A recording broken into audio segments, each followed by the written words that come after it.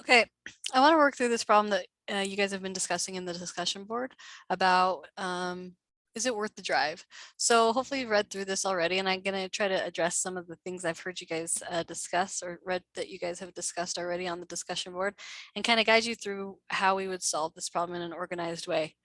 So I wanted to first start off with figuring out how much it's going to cost to drive each mile, because we're going to have to take into account the mileage that it takes, because we have a store that's far away and a store that's closer, and these different costs for chicken for each. So let me highlight some important information here. We have the different costs for the chicken. We have the different mileage that we're going to drive for each store. We have the amount of it costs for gas per mile, and then we have the gas mileage that my car gets. It can drive about 22 miles per gallon in the city. So those are some important bits of information. That we're going to also get 3 pounds of chicken. So I'm going to first start off with figuring out how much it costs to drive per gallon.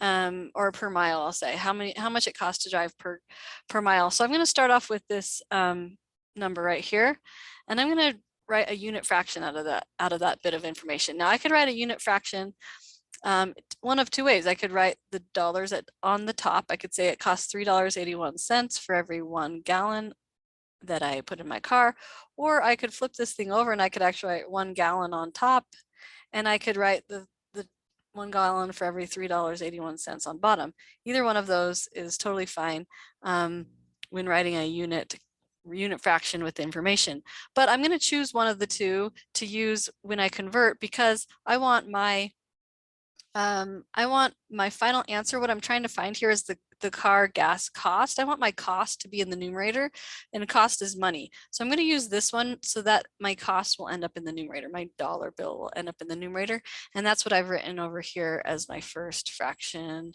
right here. Now I'm going to take the other bit of information that I need to know is how many miles I can drive per gallon, and that's 22 miles per gallon. So I can make a unit fraction out of that. I can say 22 miles for every 1 gallon, or I could write 1 gallon for every 22 miles. Either way is still representing the same bit of information. But because I'm doing conversion here, sometimes you'll hear it called dimensional analysis, makes it sound nice and fancy, but we're trying to convert, take two bits of information and put them together basically to figure out what is, I want to figure out what is my cost per mile. I want to know my cost for every 1 mile, right? My dollars is my cost for every 1 mile that I'm driving. So I am going to choose, because the first fraction I chose had the gallons in the denominator, I'm going to choose this fraction right here where the gallons are in the numerator to write right next to it. So I've written the 1 gallon for every 22 miles right next to it. And why I chose that then is because look what happens. I can cancel the gallons with each other. The gallons can't, the unit reduces because I have the same unit on top as I do on bottom. And when I multiply the numerators together and multiply the denominators together, then straight across, I get that I spend $3.81 for every 22 miles. Because every 22 miles is equivalent to 1 gallon. That makes sense that I would spend $3.81 for every 22 miles. Now I just needed to put it in my calculator and divide it to get how much I spend for every 1 mile then. I'll take 381 divided by 22. I spend about 17 cents if I round to every 1 mile. I know I'm not going to round too early. I'm going to save my rounding to the very end. That ensures that my final answer is the most accurate it can be. So I'm going to actually leave this going out to a few more decimal places than just 2. Even though it's money, I'm going to leave the rounding to the very end, and that's a good tip to give you as you're doing these problems. So it's about 17 cents for every 1 mile. I've got that down now. With how much I'm spending. So now I'm going to set up a little table, and I'm going to say the close store and the far store.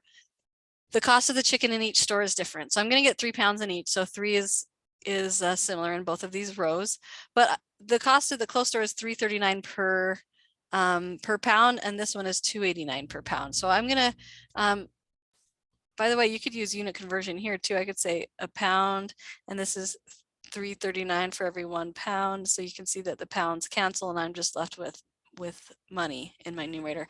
And this is pounds, lbs, and so this is dollars for every 1 lb.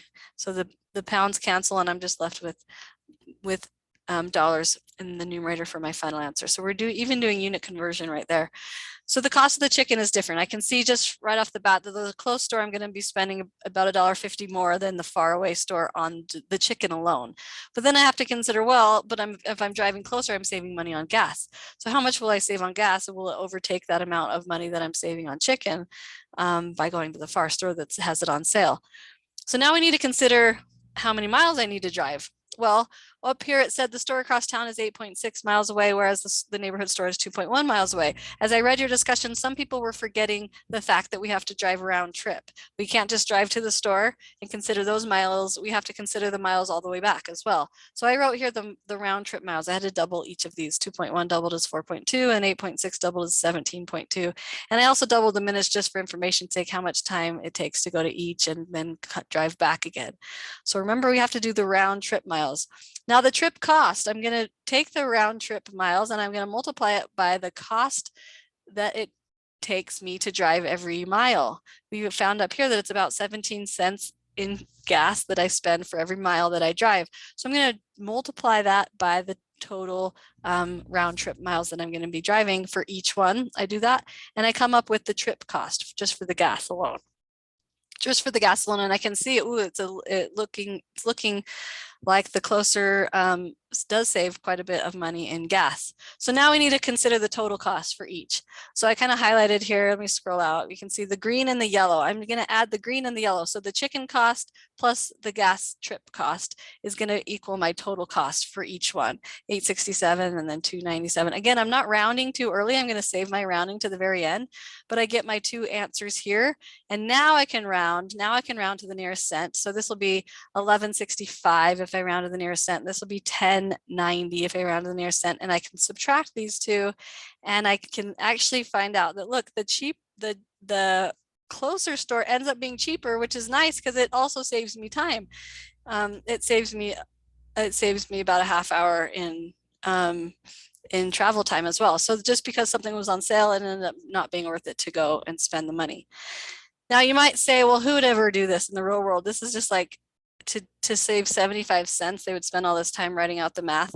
Now, probably not, to be honest, no. But what if these instead, what if we were talking about a project at work where we got two bids from different companies that were doing a project, and instead of just being in dollars, these were in units of millions of dollars or maybe just hundreds of thousands of dollars? Then it becomes important to decide, even if you can save the company a few $1,000s or even more than that, then wouldn't it be nice to know how to set this thing up? So we've kind of put it down on a scale where it's just chicken and driving, but this same exact process and being organized about it is a skill that you might need in the future. And I just wanted to show you one other way, because I love spreadsheets. I put it into a spreadsheet, each of these little rows.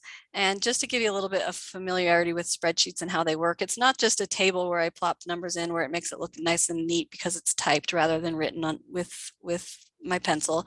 But what's cool about spreadsheets is you can actually click on a cell and you can use some formulas.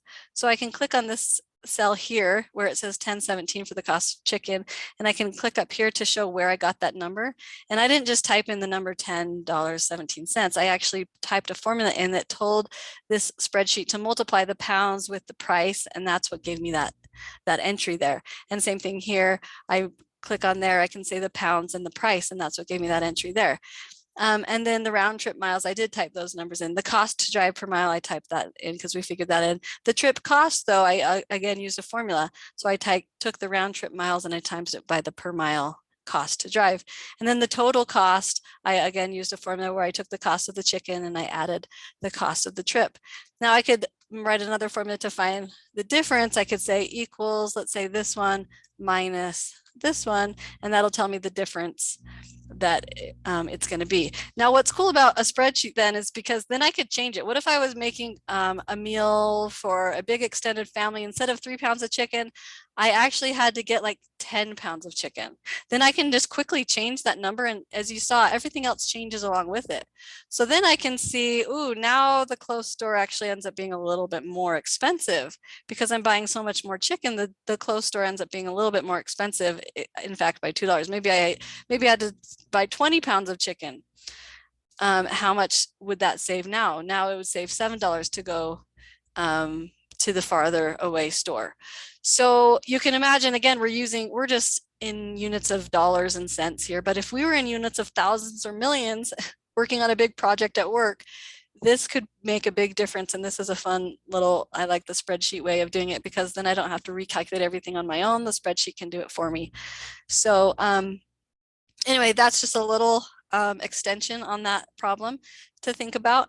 And I will go ahead and leave it there, but I hope that was helpful to you in thinking about that problem and thinking about the homework problems that we're doing as well. Thanks for watching.